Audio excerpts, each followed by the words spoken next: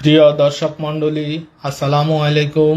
Zafar traveller চ্যানেলের পক্ষ থেকে আমি জাফর আহমেদ কানাডার মন্ট্রিয়াল সার্ক অফিস তথা ড্রাইভিং লাইসেন্স অফিসের সম্মুখ থেকে আপনাদেরকে স্বাগত জানাচ্ছি।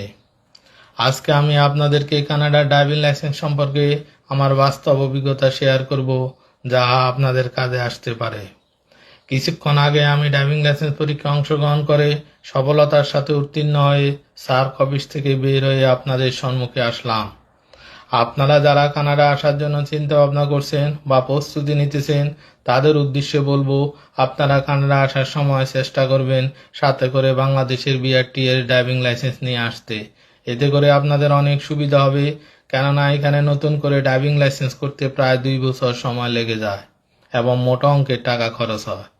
আর যদি আপনারা সাথে করে লাইসেন্স নিয়ে আসেন, তাতে লাইসেন্স পরিবর্তনের আবেদন করে নলেজ টেস্ট ও ফিল্ড টেস্ট দিয়ে সরাসরি কানাডার লাইসেন্স পেয়ে যাবেন।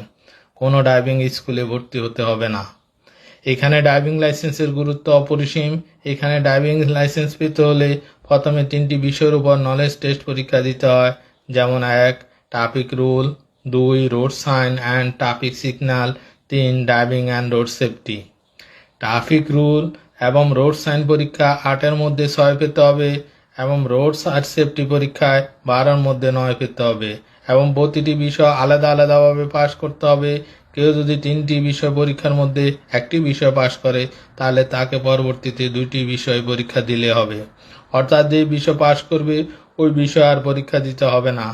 প্রতি 1 থেকে 1.5 মাস অন্তর অন্তর পরীক্ষা দেওয়া যায়। প্রতিবার পরীক্ষা দিতে $13.50 সরকারি ফি জমা দিতে হয়। ধন্যবাদ। সবাই ভালো থাকুন।